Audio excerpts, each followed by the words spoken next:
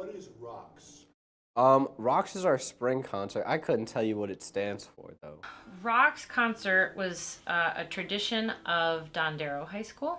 The former director had kind of established this big rock concert, essentially, an opportunity for students to perform popular style music.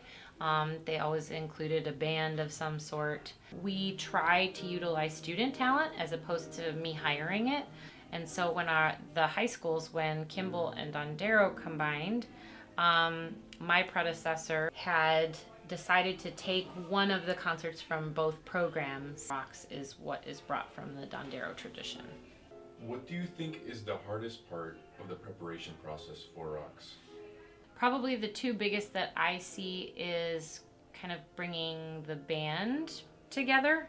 That's probably challenge number one, knowing the talent that I'll have and if I'll have the instruments that I need for every part. So that's part one. The other challenge, I think, is having the time to choreograph all of the numbers. And the choreographing takes a lot of time and research. Being part of RETS, I think the most important part is the audio quality. Audio quality can really make or break a show, especially where you have to balance the band and the vocalist. Finding that balance, I think, is really important. It's a pretty difficult job.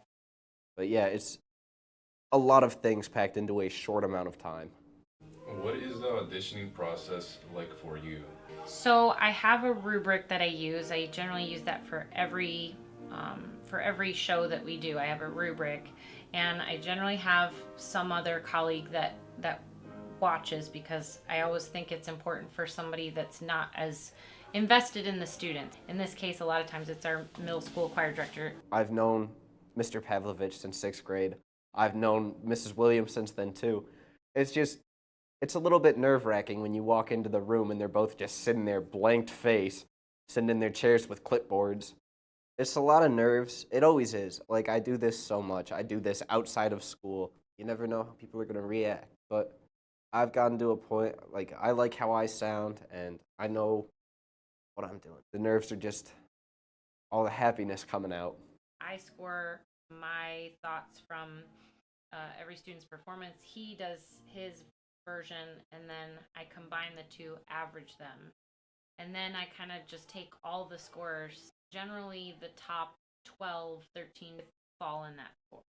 What is the process behind your song selection and There are some themes that I try to circulate. I try not to reuse a theme in one student's high school career, which gets challenging because sometimes people want like a Broadway themed show, or sometimes people want a country, or whatever the genre may be.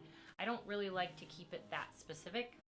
With the choral music choices for the choirs, I mean, again, it always starts with the theme, and then from there I just start researching a ton of just, sometimes it's a simple Google thing, and then sometimes I go down different rabbit holes. So it's a lot of research, it's a lot of time that I spend just looking, and things that I think are popular enough that people will recognize. You want to appeal not only to the students, but you also have to appeal to the audience. And it is a hard balance to find, because a lot of times the students want stuff that's been performed or written in the last 5 years, whereas if I did only that, the audience wouldn't know what the heck any of you were singing. So I have to find that balance of also classics versus also, more recent stuff. So I save the more recent stuff for the soloists. I chose Melissa by the Allman Brothers.